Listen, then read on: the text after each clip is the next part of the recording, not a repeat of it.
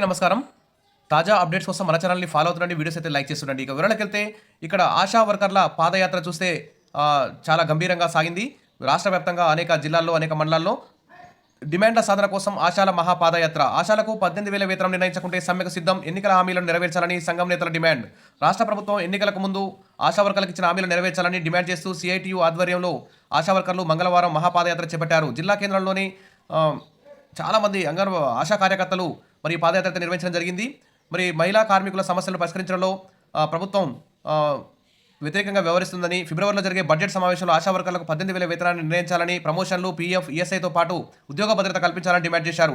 ఆశా వర్కర్ల సమస్యల పరిష్కారం కోసం ఐఏఎస్ ఆఫీసర్ ఆధ్వర్యంలో కమిటీని వేసి ప్రతిపాదనలు పంపేలా చర్యలు తీసుకుంటామని హామీ ఇచ్చి ప్రస్తుతం ఆశా వర్కర్లు పట్టించుకోవడం లేదని అన్నారు. హామీలను అమలు చేయకుంటే పోరాటాలను ఉధృతం చేస్తామని హెచ్చరించారు.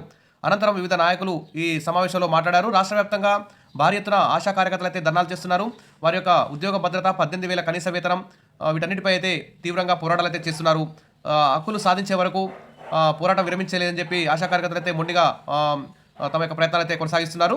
Wish all the best. మీకు అందరికీ కనీస వేతనం అమలు కావాలని చెప్పి కోరుకుంటున్నాను. Thank you.